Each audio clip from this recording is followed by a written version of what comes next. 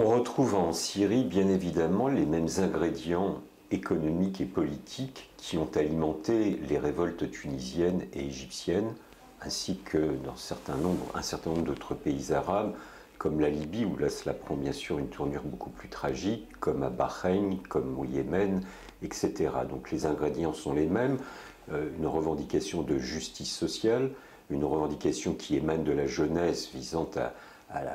la quête d'emploi, parce qu'on sait que cette catégorie de la population est bien souvent largement au chômage, et puis bien évidemment les revendications démocratiques qui sont très importantes. Alors ce qui est très intéressant en Syrie, c'est qu'il y a eu une première vague de contestation qui a en réalité avorté au mois de janvier. Cette première vague a avorté parce qu'il y a tout de suite eu une reprise en main par le pouvoir, mais aussi parce que le même pouvoir a laissé quelques revendications économiques, notamment l'augmentation des salaires des fonctionnaires, de meilleures subventions au prix contingenté, etc. Et cette première vague, disons, n'a pas pris forme, n'a pas pris corps. Et ce qu'on constate, c'est que depuis maintenant une semaine, un petit peu moins d'une semaine, eh bien, il y a une deuxième vague de contestation avec les mêmes mots d'ordre de revendications à la fois sociales et économiques, notamment un accent est mis sur la fin, la nécessaire fin de la corruption, c'est quelque chose qui est très prégnant en Syrie, et puis les revendications démocratiques, puisqu'un certain nombre de mots d'ordre qui ont été lancés par les manifestants s'adressaient clairement contre le pouvoir, contre Bachar el-Assad, et en ce sens, les ingrédients et les modalités de fonctionnement sont les mêmes que dans d'autres pays. Et malheureusement, la riposte du pouvoir a été à la hauteur de sa réputation, puisqu'il n'a pas hésité à tirer dans la foule, ce qui a entraîné bien sûr de nombreux blessés, mais aussi des morts. C'est toujours le problème en Syrie, c'est qu'on constate qu'effectivement le pouvoir en place, qui a été instauré par Hafez el-Assad en 1970, rappelons quand même qu'il a régné durant 30 ans et que son fils qui a pris la succession est au pouvoir depuis maintenant presque 11 ans, depuis 2000, est toujours une particularité dans le sens où cette famille fait partie de la religion, de la confession alaouite. Et donc, confession qui est minoritaire en Syrie. Donc c'est un facteur probablement supplémentaire dans les vecteurs de contestation, puisque la majorité de la population syrienne est d'obédience sunnite, et qu'elle voit le pouvoir accaparé par une minorité confessionnelle. Alors, comparaison n'est pas raison, mais on est un petit peu dans la même situation qu'à Bahreïn, même si les confessions, en l'occurrence, ne sont pas les mêmes, même si les proportions chiffrées ne sont pas les mêmes, mais on est dans cette configuration. Donc, incontestablement, ça peut être un vecteur supplémentaire de contestation, d'autant que nous savons qu'en Syrie, il y a une tradition des frères musulmans, même si ceux-ci ont été éradiqués très brutalement, très violemment par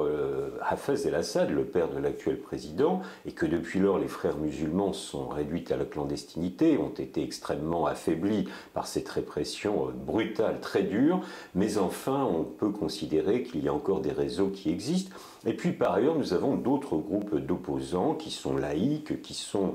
semi-clandestins ou clandestins, et qui existent, qui ont des ramifications et qui pourraient là aussi émerger dans les jours ou les semaines à venir. Oui, il est menacé dans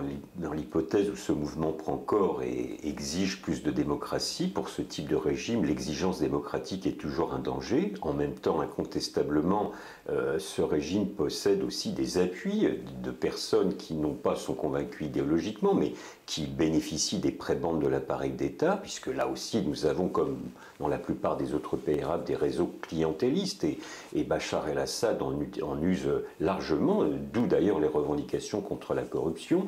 mais en même temps, la contestation peut prendre forme très rapidement, comme on l'a vu dans d'autres pays. Nul ne peut prévoir à l'avance, évidemment, ce qu'il en ressortira, nul ne peut prévoir à l'avance l'ampleur que cela peut prendre, mais une chose est certaine, c'est que le pouvoir syrien ne se laissera pas faire, et on peut craindre que là aussi la répression soit extrêmement brutale, comme on en a les signes avant-coureurs depuis quelques jours. À l'extérieur, écoutez, le régime syrien s'est réintégré dans le jeu à la fois régional, au sein du monde arabe, incontestablement. N'oublions jamais qu'une partie du territoire syrien, le plateau du Golan, a été annexé par les Israéliens, et de ce point de vue, le fait que la Syrie n'ait jamais accepté un accord de paix avec les Israéliens lui donne une certaine aura au sein du monde arabe. Donc en ce sens, il n'est pas du tout isolé à l'intérieur du monde arabe. Et nous savons que par ailleurs, et d'ailleurs entre autres à cause de l'activité des initiatives diplomatiques françaises, la Syrie a été réintégrée dans le jeu politique international dès 2008, alors qu'elle avait été ostracisée suite à l'assassinat de Hariri au Liban. Donc on ne peut pas dire qu'actuellement le régime syrien soit isolé ni au niveau régional ni au niveau international. Bachar el-Assad l'a parfaitement saisi. Le seul enjeu maintenant, c'est de savoir s'il sera en situation d'ouvrir le jeu politique. Je crois que la Syrie est un pays suffisamment solide pour se permettre cette ouverture démocratique, mais après, savoir s'il réussira à juguler le mouvement de contestation est une autre affaire.